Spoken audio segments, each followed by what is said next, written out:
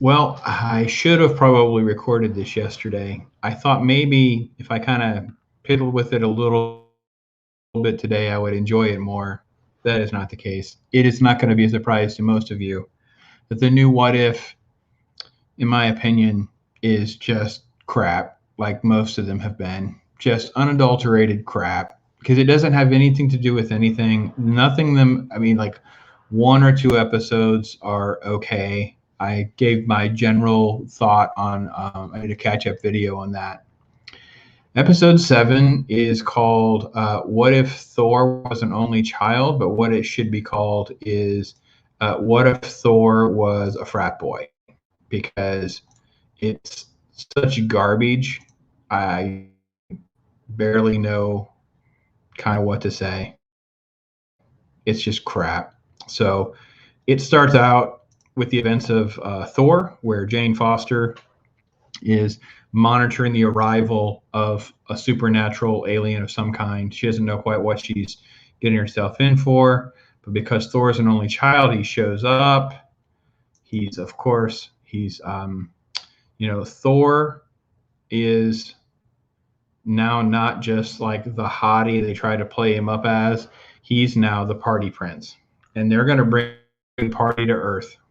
So this is the 3-minute 14 mark in the story, and the watcher starts talking about relationships define a hero, I guess, and the fact that he didn't have Loki is why he's not a better person, I guess. Like that's kind of what the episode's supposed to be like Loki getting in trouble, Loki being mischievous would teach Thor so he'd become a decent man, a decent human, ultimately a hero. But because he's not, he's just a spoiled brat child with all these powers. And when his mommy goes away, Thor will play. Is basically the essence of the episode. So it really just does a disservice to there's a mommy's going to leave, so he's going to lie and talk about how he's going to behave. No parties. It's like, so already he's like just a man child. Like Thor is reduced to a man child. Look at he's drawn all, he's not unshaven or manly in any way. He's very effeminate in this episode, and Heimdall's always watching was pretty much the message. But then Thor, his scheme, he's going to go to Midgard. That's this place. It's this backwoods place. You won't believe it. And they're going to party. And they've been doing this. And the premise of the episode is that something always bad happens. And so the first part of the episode, that Jane's talking about how they've tracked this anomaly in space, these different instances, which is obviously the Asgardians and different people around the universe coming to the planet to party, and then something bad happens and the planets disappear. The planets are vanquished, and they allude to it as maybe an asteroid or something.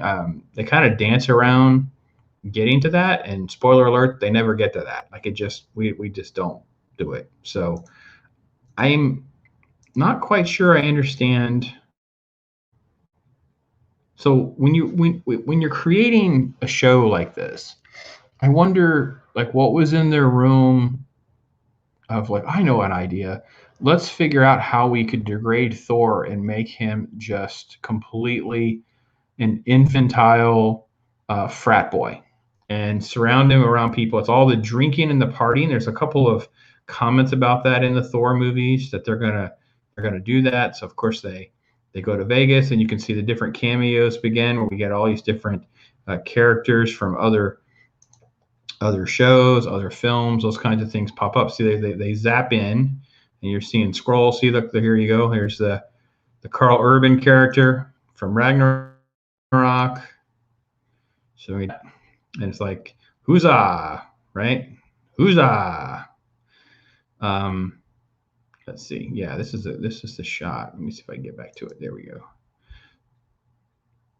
So this is so happening. There's Jane and Kat Dane's character, and Darcy's, making their jokes, and that's all well and good. They're searching for the extraterrestrial. They're everywhere. Like they're all over Vegas at this point. They're everywhere. And of course, we're 6 minutes in, and we're gonna have this shot of Thor. Let me get to that shot of Thor right there. So while it buffers and catches up to me, because I've been clicking, like I think I'm clicking faster than it can catch up. So I mean, I get it. Like this is an element of the humor they were trying for, I think, in the first movie. And Thor's cute, and everybody loves him, and Oogle, and of course that's basically the Marvel way, right? All the guys have to be shirtless and give the ladies a little candy, and they know this and they play to this. So why strip all that away? And it only gets worse as the episode goes along. So anyway, Hottie McScotty, Beachbody Chem, old school Abercrombie catalog. Yeah, I don't know about you. I don't find any of the jokes that are particularly. I don't know that I ever laugh out loud. There's no. Oh, Howard Duck makes an appearance. Some of that actually is kind of funny because it all moves so rapidly, just about as fast as the Jane Thor relationship. So here's Thor asking them to all become, versions of him. And then, of course, Jane turns around and gets to meet Thor for the first time. And, of course, it's all about how hot he is and whatever. Yeah, it's ridiculous is what it is. Because now for, let's see. Yeah, this is Jeff Goldblum's character and Topaz. They have a little shot. They have a scene. The cameos are just enormous. Like that's basically all they did was figure how can we just pull random people into this episode, and just over and again you have the Guardians of the Galaxy are there in different factions of Drax and that kind of thing. It's basically a giant superhero dance party. Nebula, Korg have their shot and their scene. So this goes on for several minutes as the party continues. He does the Las Vegas thing with the jet thing, which is, it's all for laughs. Here's Drax, Tess Thompson's character, and of course, Darcy and the Duck get married by Elvis. Good Start Tattoo, Jane and Thor, Magic and Science. And then we flash forward to the next morning, and it's all like sweet, peaceful birds. And oh yeah, that's what we get. We get underwear and bra. They're all dressed, by the way. I like that we do, like Disney is so spineless that they say this is what happens with some of the clues, but then they don't make sense. Like they have their tattoos, their undergarments are there, implying that we've had sexual activity, but then they're all clothed. He's passed out. This is what we've got to. So basically, Thor is reduced to the frat boy. Jane is the sorority girl slut. Darcy's even a bigger slut in a weird way because she ends up marrying Howard the Duck.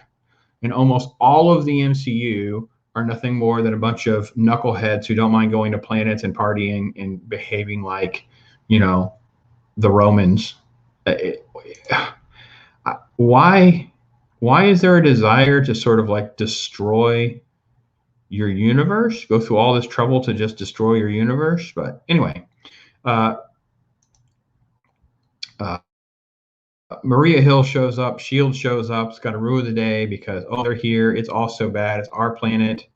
I guess Nick Fury tried to confront them, and then he was basically accidentally killed because in this universe, Loki is not his brother, so Loki is a frost giant.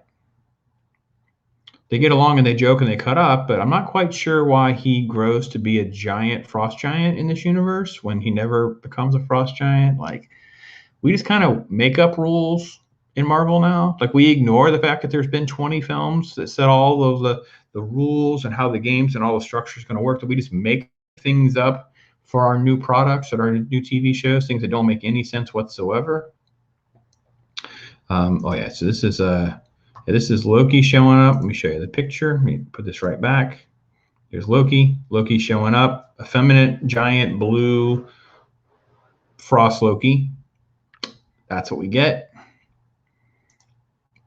For no reason, doesn't make sense, but that's what we get. Plays for some gags. We get that. Plays for some gags. I think that, and that's one of the things too, is we moved along pretty quickly. As Shield basically sends in their big gun, which in the new from Phase 3 on with Marvel is Captain Marvel, because Captain Marvel is their Superman, right? They don't have a super strong female character that they want to get behind. So instead, this is what they do. They bring this, and she basically arrives and she punches Thor, and the hammer comes back and hits her, and you get all this nonsense playing out, right? There she is. She's so tough. You have to know that half of the fandom can't stand Space Karen. Footnote, credit, Gary Beekler, neurotic. Space Karen is so off-putting. She has no weaknesses. Like, she takes a few shots, and so now we are at the 14-minute mark. So we are nearing halfway. Space Karen shows up, and they're going to fight and beat on each other a few times. They're going to destroy Stonehenge at one point.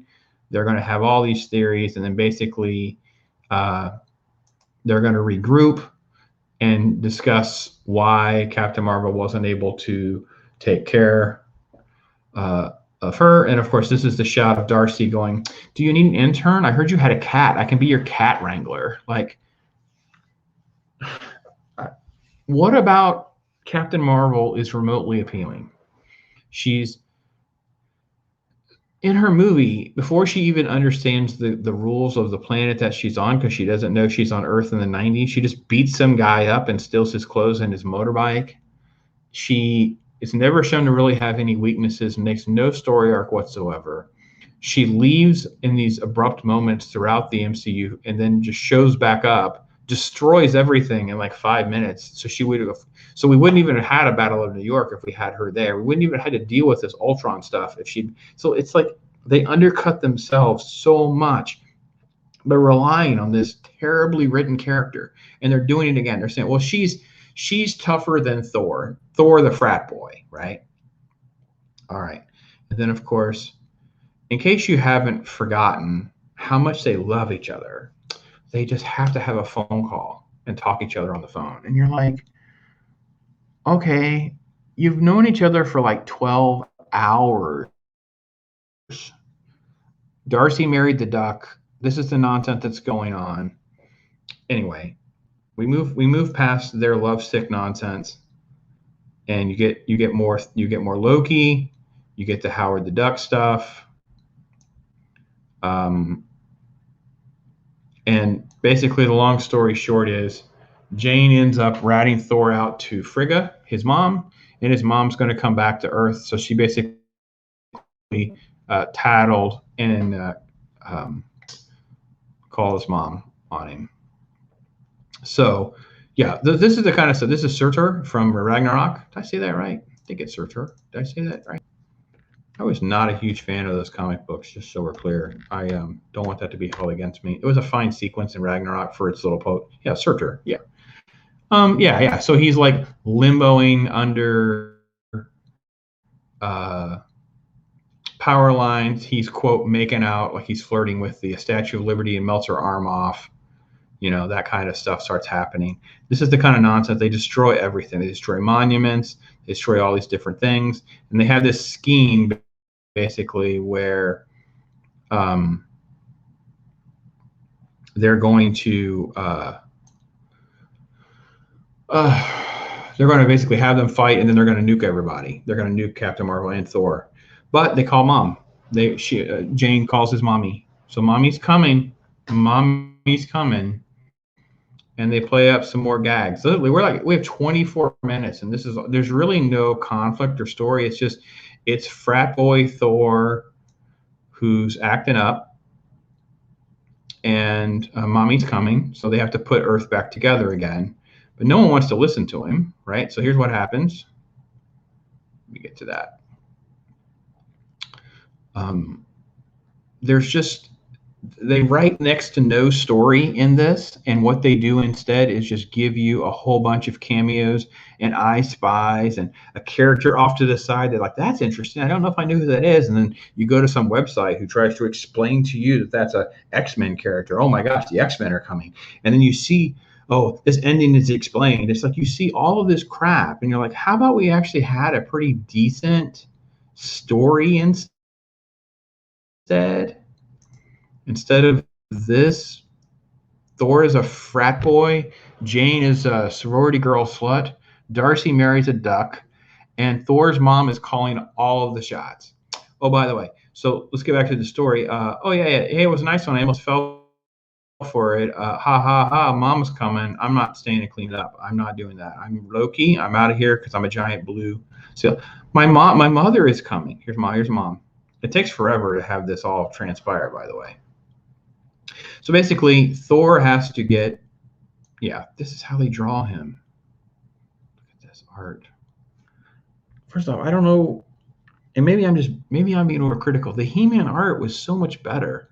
Now, the He-Man story was crap, but at least the art was good. Disney, to me, appears as though they're buying the cheapest writer-artist combos they can get away with and still make streaming and make us all feel like we're getting new content that is good. And this isn't even a decent, like, the what if stories are not even decent what if stories. So let it catch up and show you how Thor is drawn here. Look at that. Oh, Jesus, so ridiculous.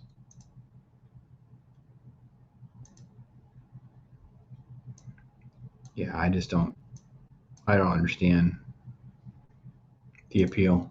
I really am missing something.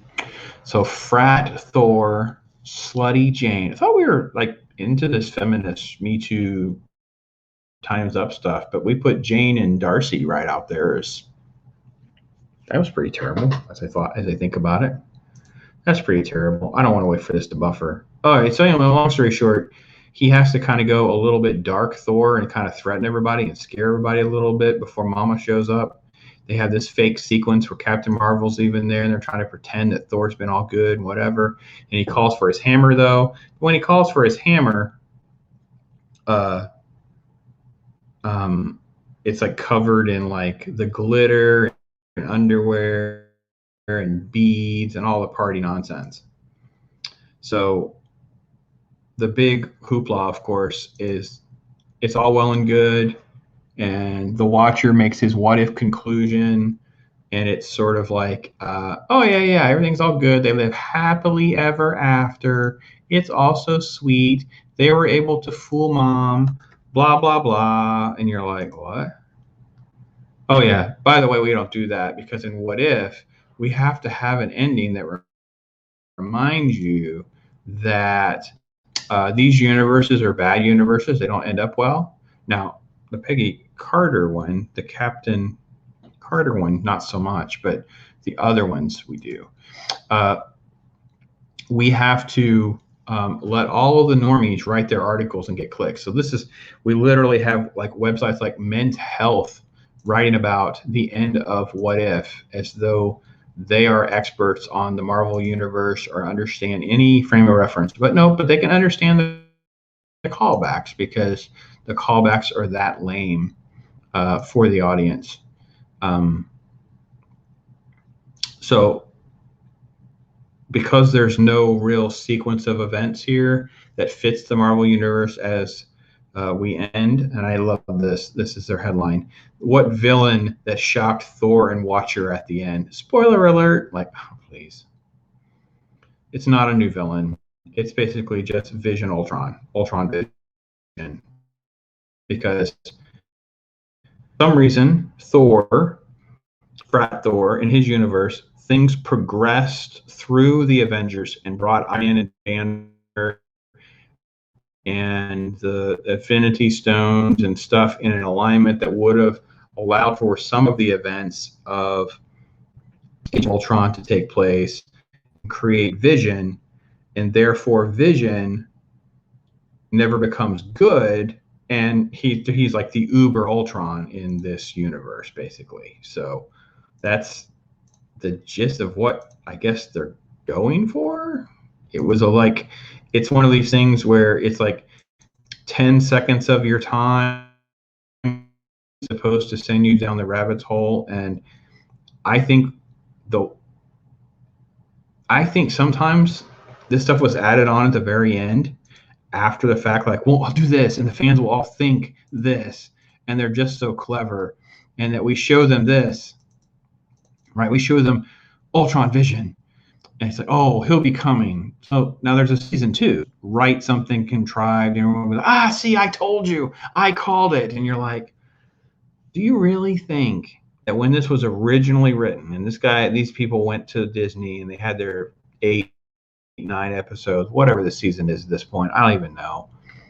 They had this like a well-crafted, thought-out thing, and they're not just throwing stuff against the wall. You're so naive to think these people have a clue to what they're doing. I just can't believe it. I really can't. There's nothing to make me think that they know what they're doing. I really don't. Anywho, something's up. Not a fan. Another wasted episode, another waste of my time deconstructing and destroying classic characters, creating an alternate universe, which basically creates more contradiction. Like, if there's no Thor and all of that, do we have the same levels of conflict and sequences that would lead to a Guardians of the Galaxy and Jeff Goldblum and some of these other, it's just we just randomly throw everything in.